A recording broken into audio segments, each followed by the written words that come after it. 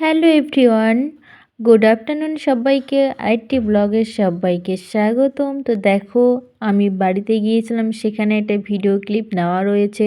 আমাদের বাড়ির কাজ চলছে, তাই ইট বালি পাথর এখানেই ফেলছে। আর সামনে দেখো কত সুন্দর পরিবেশ। তো এরকম পরিবেশে গেলে আর আসতে ইচ্ছা করে না।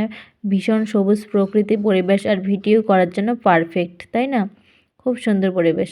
তো দেখো, আমি বাড়িতে গিয়েছিলাম, সেখানে একটা ভিডিও করা ছিল, তোমাদেরকে দেখাবো সবুজ প্রকৃতির। তো সেখান থেকে শুরু করলাম আজকের ব্লগটি। তো দেখো, সেখান থেকে এসে বাড়িতে এসে আবার আমি একটু ব্যাংকে গিয়েছিলাম। ব্যাংকে কাজ ছিল, দোকানে একটু ভিডিও করে নিলাম। ব্যাংকে একটু কাজ ছিল আমার মোবাইল নাম্বারের ব্যাপারে, ব্যাংকের অ্যাকাউন্টের। তো সেখানে গিয়েছিলাম।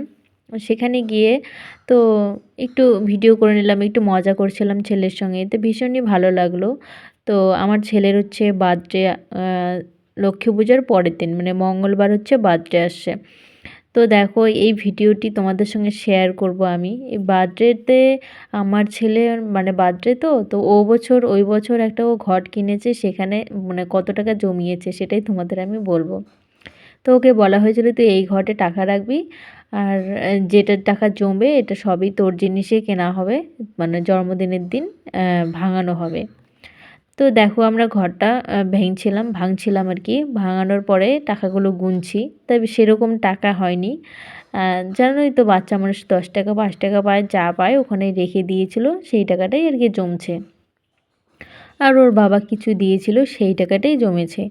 তো সেটা তো জমেছে মানে 800 1000 টাকা, মানে 900 কত টাকা জমেছে, ওই 1000 টাকা আর কি মিল করে দেওয়া হয়েছে। তো 1000 টাকা দিয়েও কি কিনবে, তাই না? এটা হচ্ছে ব্যাপার।